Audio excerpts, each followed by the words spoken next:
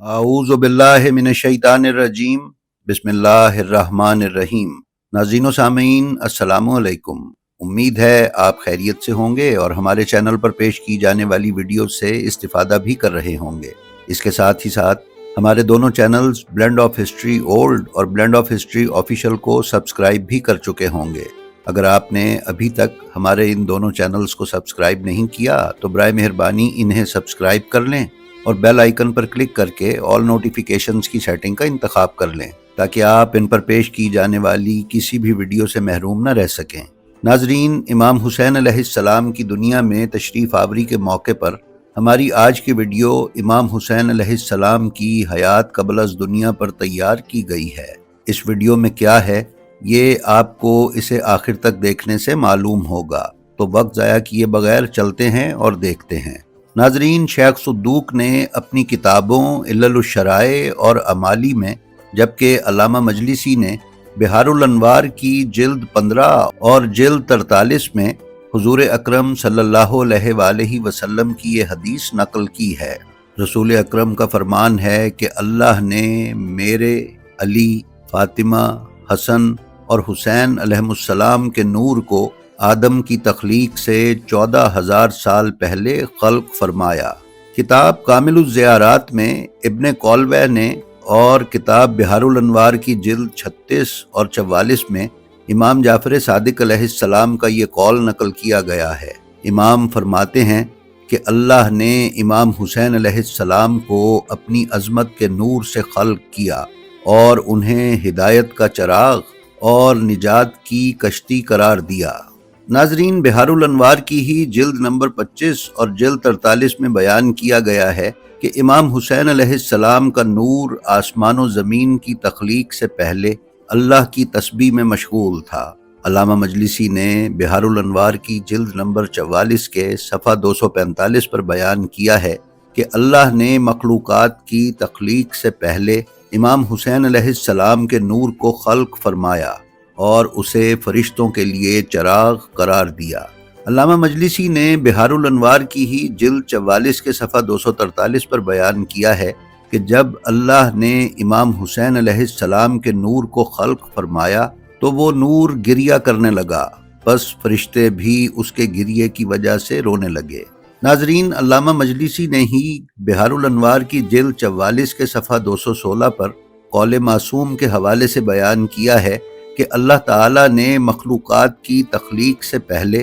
لوح محفوظ میں امام حسین علیہ السلام کے نور کو ثبت فرمایا، اور بحار الانوار کی ہی جلد 36 صفحہ 58 پر تحریر ہے کہ اللہ عز و جل نے امام حسین علیہ السلام کے نور کو خلق فرمایا اور اسے عرش کے ستونوں میں سے ایک ستون قرار دیا۔ پھر بحار الانوار کی ہی جلد نمبر 44 کے صفحہ 240 پر ہے کہ اللہ نے امام حسین علیہ السلام کے نور کو تمام حجابوں اور دیگر انوار سے پہلے پیدا فرمایا۔ ناظرین، بحار الانوار کی جلد 43 صفحہ 265 اور جلد 44 صفحہ 247 پر بیان کیا گیا ہے کہ زمین کی تخلیق سے پہلے جنت امام حسین علیہ السلام کے نور سے روشن و منور ہوئی۔ پھر اسی کتاب کی جلد 44 صفحہ 249 پر ہے کہ اللہ نے فرشتوں کو امام حسین علیہ السلام کے نور کے ذریعے آزمایا، بس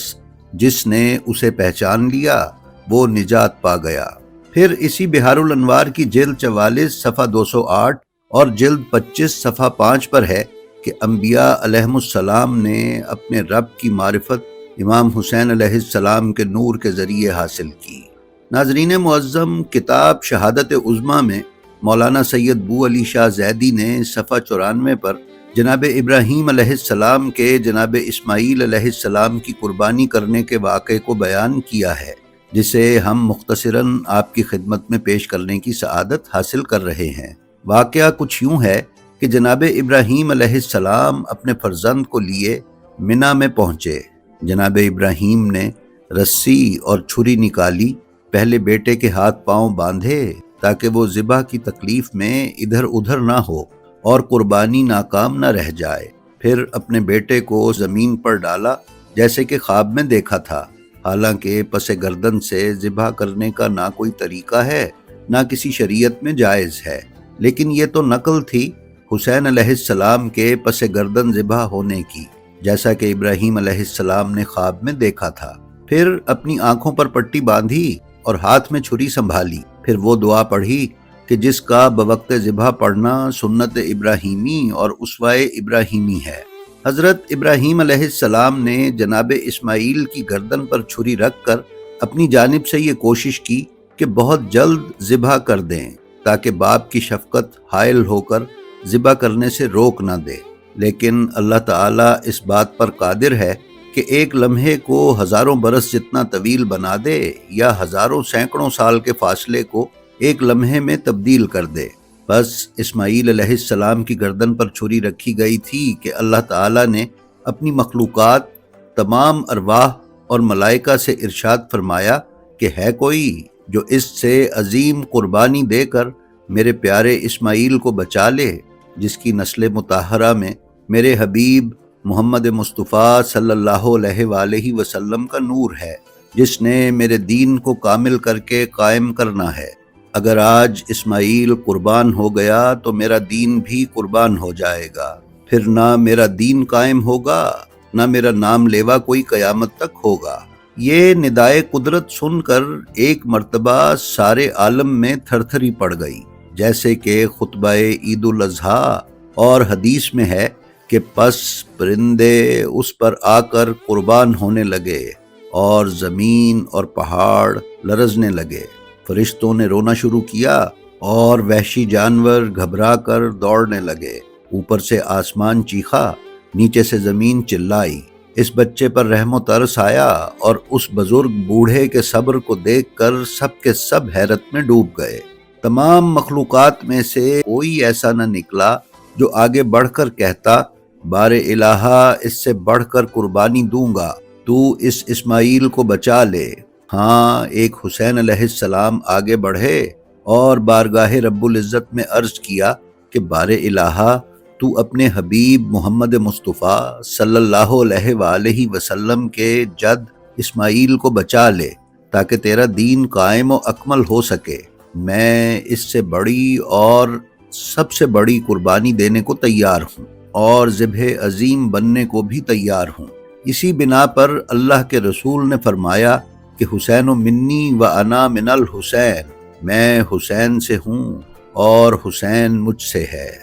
ناظرین، مولانا مزید فرماتے ہیں کہ اللہ نے امام حسین علیہ السلام سے وعدہ قربانی لے کر جبرائیل کو حکم دیا کہ فوراً جنت سے دمبا لے جاؤ اور ابراہیم علیہ السلام کی چھری کے نیچے سے اسماعیل کو نکال کر دمبے کو ذبح کے طریقے پر لٹا دو۔ چنانچہ ابراہیم علیہ السلام نے جب نہایت تیزی سے تیز دھار چھری چلائی تو فوراً اسماعیل علیہ السلام کو جبرائیل نے ہٹا کر دمبے کو رکھ دیا کہ چھری کا نشان تو اسماعیل کی گردن پر پڑا، لیکن چھری کھال نہ کاٹ سکی اور دمبے کی گردن میں ذبح کرتی ہوئی اتر گئی۔ ناظرین، یہ ہے امام حسین علیہ السلام کا وہ وعدہ جو امام حسین علیہ السلام نے دنیا میں اپنی تشریف آوری سے ہزاروں سال پہلے اللہ کی بارگاہ میں مخلوقات کی محفل میں کیا۔ پھر وقت کا دھارا بہتا رہا اور نبیوں پر نبی دنیا میں تشریف لاتے رہے، یہاں تک کہ حضرت محمد مصطفیٰ صلی اللہ علیہ وآلہ وسلم اور حضرت خدیجہ سلام اللہ علیہا کے مقدس جوڑے سے حضرت فاطمۃ الزہرا سلام اللہ علیہا کا ظہور پرنور ہوا۔ پھر سن 4 ہجری 3 شعبان کو وہ وقت بھی آیا کہ جس کے متعلق جبرائیل نے رسول اکرم کو پہلے ہی مطلع فرما دیا تھا۔ آفتاب وجود مبارک امام حسین نے جمعرات کے دن جناب سیدہ فاطمۃ الزہرا سلام اللہ علیہا کی آغوش مبارک سے طلوع کیا۔ ناظرین، علامہ حیدر عباس نے اپنی کتاب بنیان مرصوص کی جلد اول کے صفحہ 33 پر بیان کیا ہے کہ جب آپ دنیا میں تشریف لائے تو ہاتف غیبی نے یہ ندا دی، اے حسین ابن علی، ثابت قدم رہو، کیونکہ تم میری مخلوق سے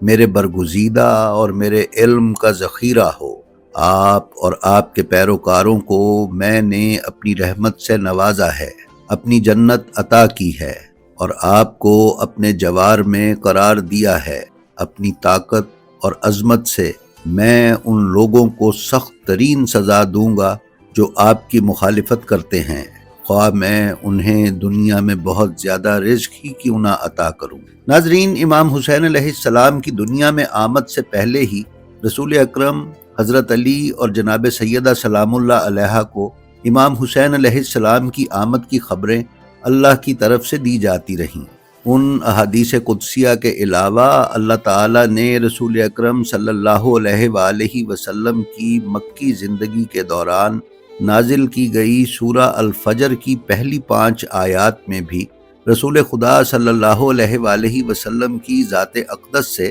حضرت زہرا سلام اللہ علیہا کے نور کا ظہور، اور پھر حضرت علی و جناب سیدہ سلام اللہ علیہا کے وسیلے سے دنیا میں امام حسین علیہ السلام کے تشریف لانے، نیز کربلا کے 10 دن 10 راتوں اور روز عاشور وقت فجر کو بیان کیا۔ مولانا سید بو علی شاہ زیدی نے کتاب شہادت عظمیٰ کے صفحہ 71 اور 72 پر سورہ الفجر کی ابتدائی 5 آیات کا لفظ بلفظ ترجمہ پیش کیا ہے، جو کچھ اس طرح ہے: قسم ہے مخصوص صبح یعنی عاشورہ کی اور 10 راتوں کی، اور مخصوص جوڑے علی و فاطمہ کی، اور مخصوص اکیلے رسول نور اول صلی اللہ علیہ وآلہ وسلم کی۔ کیا اس سانحے میں عقل والوں کے لیے قسم یعنی دلیل موجود ہے؟ ناظرین، کتاب سیرت سید الشہداء میں عماد الدین اصفہانی عماد زادہ نے صفحہ 25 پر ایک دعا نقل کی ہے اور بیان کیا ہے کہ حضرت امام حسن عسکری علیہ السلام نے اپنے وکیل القاسم بن الاؤ ہمدانی کے لیے توقیع صادر فرمائی کہ امام حسین علیہ السلام کے روز ولادت یہ دعا پڑھیں۔ ناظرین، اس دعا کا آغاز ان جملوں سے ہوتا ہے: اے معبود، میں تجھ سے اس مولود کے حق سے سوال کرتا ہوں جو اس وعدے کے دن پیدا ہوا جس کی شہادت کا وعدہ اس کی ولادت سے پہلے لیا گیا۔ جی تو ناظرین، یہ تھی ہماری آج کی ویڈیو۔ ہمیں امید ہے یہ آپ کو پسند آئی ہوگی۔ آپ سے گزارش ہے کہ ہماری جو ویڈیو آپ کو پسند آئے اس کا لنک اپنے حلقہ احباب میں شیئر کر کے علوم محمد و آل محمد علیہ السلام کی ترویج و اشاعت میں ہمارے حصے دار بنیں۔ آپ اپنا اور اپنے متعلقین کا بے حد خیال رکھیں اور خلق خدا میں آسانیاں تقسیم کرتے رہیں۔ خدا آپ کا حامی و ناصر ہو۔ السلام علیکم۔